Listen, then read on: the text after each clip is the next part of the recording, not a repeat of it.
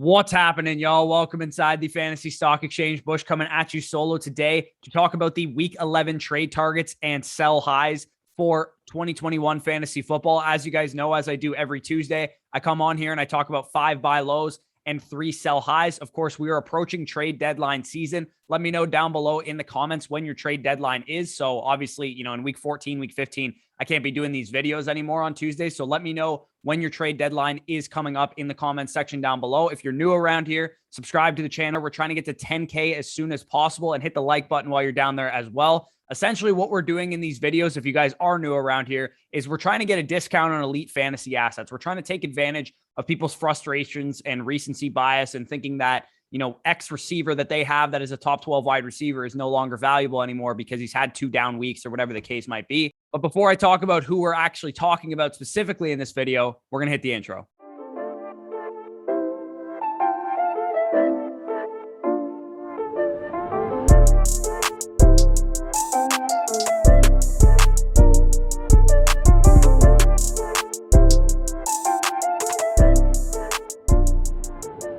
Okay, so a quick review of who we talked about last week to see how they kind of performed. I talked about DeAndre Swift, James Robinson, and the Cowboys wide receivers. CeeDee Lamb specifically had a big game. Swift had a big game. J-Rob had a big game. So great news on those guys. David Montgomery was a guy I also talked about last week. He was on bye, so he wasn't actually playing a game, but still a good buy low candidate as well. But the first guy we're going to get into today is Davante Adams. And Davante Adams is an interesting case because whether the Davante Adams manager knows it or not, they are a bit frustrated with Davante Adams. And I can tell you this personally as a guy who has Davante Adams, that the COVID game where he was out on Thursday night against the Arizona Cardinals, Jordan Love starting 2 weeks ago, and then a meh week last week where he wasn't able to get a whole lot done is frustrating for the person who drafted Davante Adams, because my expectation was Davante Adams is going to be a 20-point per game wide receiver. He is going to be the Christian McCaffrey of wide receivers, so to speak. And it's been 3 straight weeks where Adams has not been an asset to your fantasy team. Of course, it's not his fault. I'm not blaming him or anything, but that is just what happened. That is what people are going to be thinking of. And like I said, my expectations were a 20-point per game wide receiver, a 10+ touchdown lock over the course of the whole season. And he hasn't quite been that yet, right? He's only had 2 games so far this season where he's been a massive asset to your fantasy roster. He only has 3 touchdowns on the season in a 10-week stretch, and he's not been the dominant first-round wide receiver that you drafted. And I'm not panicking personally, and part of it's because I do this for a living. I understand the ups and downs of fantasy and what you need to be aware of, but your league mates might not realize this. If they drafted Davante Adams, they might not realize that this is a guy that leads the NFL with 35% of his team's targets. He leads the NFL in targets per route run that he's out there. 42% of the time he's running a route, he's getting targeted. He also leads the NFL with a 45% air yard share of the Packers offense. Also top 10 in deep targets, top 10 in red zone targets, ranked 7th in both of those. So the touchdowns, the big games will come for Davante Adams. One is probably coming this week against Minnesota. But when you have these elite wide receivers, when you have these elite assets, and I talked about this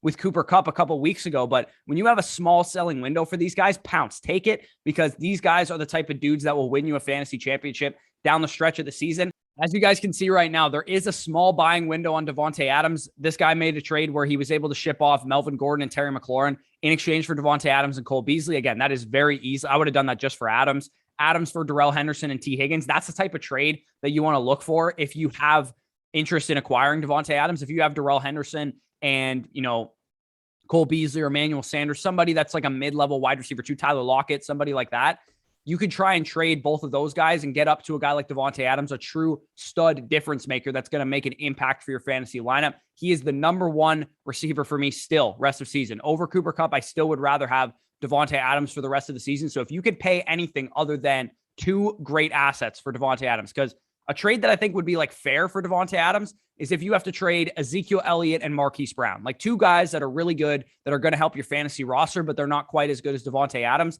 That's the type of trade that is fair for Davante Adams, but you're going to be able to get him for 90 cents on the dollar, 80 cents on the dollar. It's still going to cost you a lot because Davante Adams is still worth a lot in the eyes of the person that drafted him or that has him on their roster, but it's going to cost you a bit less than it should for what you can get out of Davante Adams the rest of the season. So the #2 guy on this list is a big time breath of fresh air for all of us that have this guy, and that's Antonio Gibson. And hallelujah, Antonio Gibson is back. He needed rest, clearly. He was on bye week 2 weeks ago. comes back and is much better than he was before he left. So as you guys can see on the screen, Antonio Gibson was back to his old self in week 10. He was back to what we saw early in the season and what we saw at the end of his rookie season, where he's a 63% snap share guy, which was the highest since week 2, 35% of the routes, which I think will also continue to increase, but that was the highest since week 5. 26 opportunities was a season high, was the second highest of his entire career so far. And not only that, but JD McKissic's role was decreased, where 38% of the snaps was the lowest since week 1, 45% of the routes, also the lowest since week 5, and only 6 opportunities for JD McKissic. Part of me wishes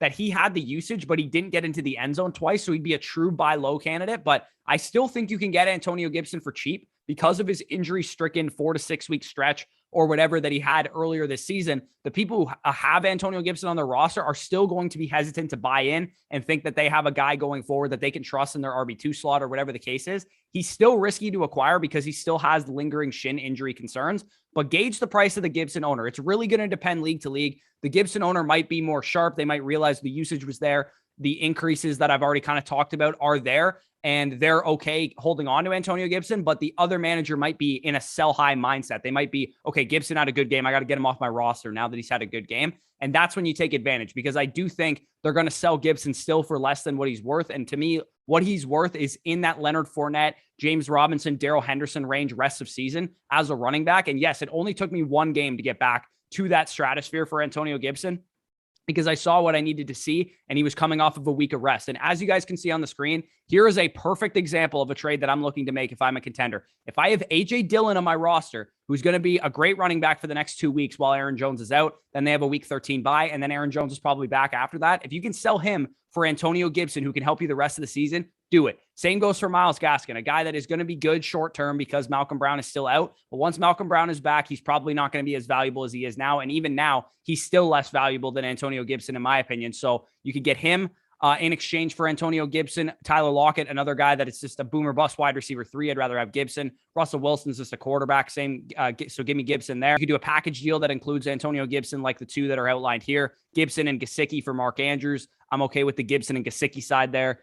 Swift in exchange for Gibson and McLaurin, the 2 Washington guys. I'm okay with that. And Gibson for McLaurin straight up. That's kind of the value of Antonio Gibson. Again, it's going to depend league to league. Maybe your league is a little sharper. They understand that the usage was there and they're going to hold on Gibson. That's fine. If you can get him for cheap, if the owner is still panicking, then go get him. But if not, just, obviously ignore this piece of advice. The third guy that we're going to get into is Javonte Williams. I know I've talked about Javonte Williams a lot throughout the season, so I'm going to keep this short. Those who ignore history, though, are bound to repeat it. And history suggests that rookie running backs scale production as the season goes along. The graph will be on the screen as you guys can see it right now. And this is relevant for 2 reasons. Number one, well, actually for 3 reasons. Number one, Javonte Williams is extremely talented, right? He's been every bit as advertised as the player coming out of North Carolina.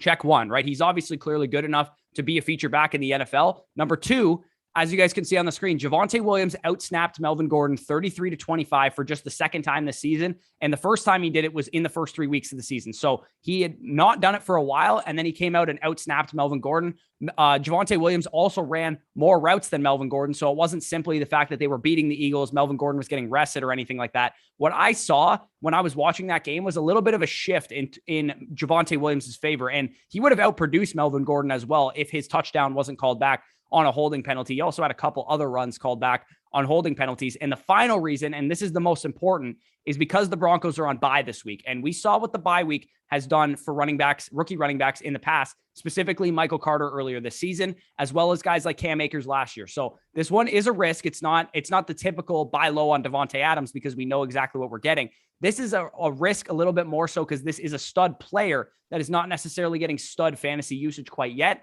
I would advise only those of you looking ahead to a playoff run to be in the market for Javonte Williams. If you are 5-5, 4-6, 3-7, trying to get to the playoffs, don't trade for Javonte Williams. But if you're 6-4, even maybe a little bit too weak of a record to do this, but if you're 7-3 or better, this is exactly the type of player I'm looking to acquire to help bolster my team through the playoff run. And the reason is because his schedule is absolutely juicy during the playoffs. He does have the Chargers twice, once in the fantasy championship, as well as the week he comes out of bye. He also has the Chiefs, the Lions, Bengals and Cardinals. Bengals and Cardinals a little bit better against the run than we initially anticipated, but still, this schedule is very good down the stretch. Javonte Williams is a guy that you need to go out and acquire if you're in a position to make a playoff push, because you can get him for his basement price right now, basically. And Javonte Williams can be acquired for some of the guys, as you guys can see them on the screen. Brandon Ayuk, Allen Robinson, Darrell Williams, James Robinson with Marquise Brown on the way back, coming back to you, Darrell Henderson with DJ Moore on the way back. Like,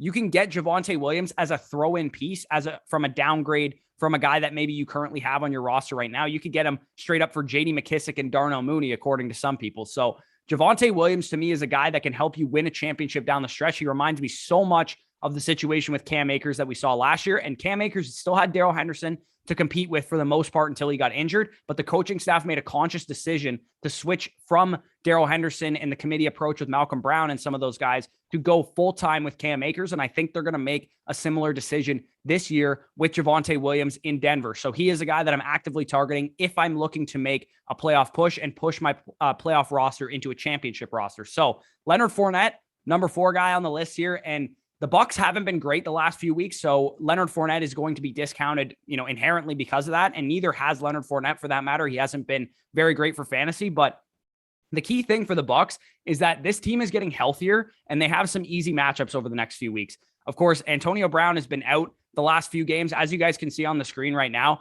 Antonio Brown, when he's been in the lineup this year versus when he's been out of the lineup this year, has been about a 7-point per game difference in the Buccaneers offense. He gives their offense another element, a third receiver that is easily beating one-on-one coverage. And that is great news for Leonard Fournette as a guy that primarily feasts off of receiving volume and scoring opportunities. Having everybody healthy in the offense is important to Leonard Fournette because he gets touchdown looks as a result of that. So that is definitely great news for him that all these guys are starting to come back, whether it be Antonio Brown probably coming back this week, Gronkowski in the coming weeks. That all bodes well for the starting running back for one of the best offenses in the league. As you guys can see on the screen right now, Leonard Fournette has been acquired for guys like Odell Beckham Jr., been acquired for Odell Beckham and Javonte Williams in return. Again, I think Leonard Fournette is a top 15 running back rest of season. So if you can get him for anything other than top 15 running back prices right now, if you can sell Tyler Lockett for him, if you can sell T. Higgins for him, even though T. Higgins is somebody that I believe in going forward, I would rather have a guy like Leonard Fournette. If you can sell Michael Carter for him straight up right now,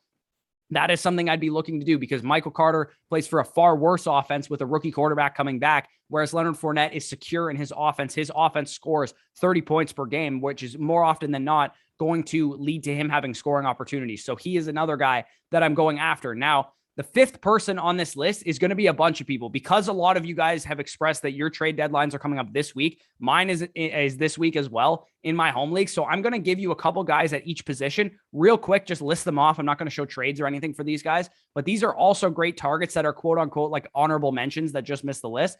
So if you guys are looking for quarterbacks to trade for, the top 3 guys that I think should be traded for right now, if you are looking for a quarterback upgrade, let's say you've been streaming Carson Wentz or something all season, you're looking for a better quarterback to help you make a playoff push, you can get Kyler Murray for cheap right now because he's been out of the lineup the last couple of weeks and he's dealing with an injury. Of course, you can get Tom Brady. Pretty much everything I said about Leonard Fournette applies to him as well. And Matthew Stafford. We've seen him have 2 duds in a row on prime time. So he's a guy that's also going to be a little bit discounted relative to his value. At wide receiver, there's a number of stud number ones who are underperforming right now that you can also get for cheap. I've already talked about DJ Moore and Terry McLaurin in weeks past, but they still apply as guys that are going to be better down the stretch than they've been as of recently because they're number 1 receivers. They get the volume, they get the targets. They just haven't produced necessarily because their team has been in bad matchups and things of that nature. Deontay Johnson kind of also fits that description as somebody that has number 1 receiver value, but, had Mason Rudolph last week. Ben Roethlisberger was out. He's going to be great going forward. AJ Brown and DeAndre Hopkins to an even higher extent or greater extent are number 1 wide receivers that had down games last week. In Hopkins' case, he's been out for the last couple of weeks. So all those guys are guys that I'm trading for if I'm in need of a wide receiver. Stud number 1 running backs are also a big time trade buy low type of candidate as well. Austin Eckler is a big example of this right now. He's had a couple down games. He's a guy that you can go out and acquire for a little bit cheaper than he's probably worth. Same goes for a guy like Saquon Barkley, who's still coming back from injury, and David Montgomery, who I talked about last week, who was on bye this week, is also a guy that is a stud number 1 running back that you can still get for cheap. Also James Robinson, who I talked about last week as well. And then at tight end, a number of the top tight ends are not performing right now. Darren Waller, Kyle Pitts, and TJ Hawkinson, most notably the guys that aren't performing right now. So if you need an upgrade at tight end, I'm going to talk about a sell high in a minute who you could probably use to get up to those tight ends. And that makes a lot of sense to me. So let's get into the sell highs. And the first one I kind of already touched on as well is Michael Carter. And Michael Carter, I have faith that Michael Carter is a good running back. He's getting the volume and things of that nature. But the problem with Michael Carter is that Zach Wilson will be coming back soon. And I have faith that Zach Wilson will have a better second half of his rookie season than what his first half was. But Carter was commanding 29 targets in 3 games that Mike White played quarterback. And not only that, but Ty Johnson commanded 21 targets in those same 3 games. So 50 targets between 2 running backs is a big deal for fantasy because Michael Carter wouldn't have had a good game last week and against the Cincinnati Bengals without that target volume. Carter will still be valuable in this offense as a touchdown threat, as the primary running back who's getting most of the carries. But I'm guessing between Carter and Ty Johnson, they're going to see a sizable downtick in receiving volume and target share because Johnson saw 21 targets and Carter saw 29 targets in the games that Mike White was the quarterback. And Zach Wilson is much more of a gunslinger. He's not going to check it down quite as much. Maybe he'll check it down a little bit more than he was at the beginning of the season because he saw that it worked in this offensive system. But Michael Carter has high value right now because this is probably going to be the best 4-week stretch of his rookie season, the ones that we've seen so far, the last 4 games. So with Carter, if you can sell him high right now off of probably the best 4 games that he's going to have in his rookie season, then I'm willing to do that. And as you guys can see right now, this is a big example. If you can get DeAndre Hopkins straight up for Michael Carter, do it. If you can get Amari Cooper basically straight Michael Carter, do it. If you can get Ezekiel Elliott and CeeDee Lamb in exchange for Michael Carter, Aaron Jones, and Mike Williams, I'd absolutely be willing to do something like that. If you can get Devontae Smith straight up for Michael Carter, I'd be willing to do something like that. You might even be able to get Kyle Pitts or Darren Waller straight up for Michael Carter right now. And the second guy that I'm going to talk about as a sell high kind of fits along this same theme. This is team dependent, of course. If your team is 5-5, if you need to make a playoff push, don't trade AJ Dillon, who is the second sell high candidate of this video, because Jones will most likely be out the next 2 games and back after the week 13 bye. So AJ Dillon in that 2-game stretch is going to be very valuable. He's going to be a top 12 running back the next 2 games. But if you're 7-3 or better and you just stumbled into having AJ Dillon on your bench and Aaron Jones got hurt and now all of a sudden you have a top 12 running back for the next 2 games, shop him to someone who needs AJ Dillon to help them win the next 2 games. So if let's say you're an 8-2 team, you have AJ Dillon on your bench, shop AJ Dillon to the guy that has Antonio Gibson or Javonte Williams or somebody or Leonard Fournette, some of the guys that I've talked about already in this video that can help you make a championship run. Because AJ Dillon, while he's going to be valuable these next 2 games, will not help you make a championship run because Aaron Jones will be back at some point. And the person who needs to win is in a much greater position to trade for a guy like AJ Dillon right now. So that is what I'd be looking to do if I have AJ Dillon. As you guys can see on the screen, this is a perfect example of what I talked about. AJ Dillon and Antonio Gibson were packaged together to get Christian McCaffrey. If you can do that, definitely go out and do that. AJ Dillon straight up for Marquise Brown, AJ Dillon and Brandon Cooks to get up to Justin Jefferson, AJ Dillon straight up for AJ Brown as well, AJ Dillon and some other pieces like James Conner to get T. Higgins and James Robinson. Again, all these trades make a lot of sense for if you're 7-3 or better as your record and you need to make a playoff push. That is exactly what I'd be looking to do. I think you could probably get Javonte Williams and a pretty good wide receiver in exchange for AJ Dillon right now, right this second. So that is probably what I'm looking to do if I'm contending. Now, the third and final guy of this video, and then we're going to get out of here, is Pat Freiermuth. And Pat Freiermuth, there's nothing against him, right? I'm not selling him high because I don't believe he's going to be a valuable tight end the rest of the season. Why I'm selling him high is because he had 2 big weeks in the last 3 games where he finishes a top 3 tight end and scored 3 touchdowns, but his playing time took a decline with Eric Ebron returning last week, saw his routes decline below 60% for the first time in like 4 games. The efficiency should still be there, especially when Ben Roethlisberger is back throwing the ball to Pat Freiermuth, but Freiermuth may be just good enough to help you get to a much better option. And like I said, when you have a guy that is overperforming relative to your expectations for him, based on his usage and things of that nature, I'm always looking to make an upgrade to guys that are underperforming based on their usage and expectation. And like I said, with those tight ends, Pitts, Waller, Hawkinson, that is who I'm targeting using Pat Freiermuth and a small piece if I need to. You might even be able to trade Pat Freiermuth straight up for TJ Hawkinson. And I would rather have TJ Hawkinson the rest of the season. You might be able to take Pat Freiermuth and Brandon Cooks, get up to a Kyle Pitts, get up to a Darren Waller, something like that. As you guys can see on the screen, this guy took Pat Freiermuth and Rashad Bateman, was able to get Kyle Pitts and Russell Gage in return. Some guys sold Pat Freiermuth for George Kittle straight up. Now, I have no idea how he did that because I don't think anybody would do that. But if you can use Freiermuth and Brandon Cooks or some, random middling wide receiver too, and get up to a George Kittle, a Darren Waller, Travis Kelce, Kyle Pitts, something like that, that is exactly what I'm looking to do. So if you guys did enjoy this video, as always, leave a like down below, comment any of your thoughts down below. Again, make sure you comment when your trade deadline is so I know when I have to stop making these videos. Subscribe to the channel if you are new as well. Like I said, we are trying to get to 10,000 subscribers ASAP. So peace out, guys, and I'll talk to you soon.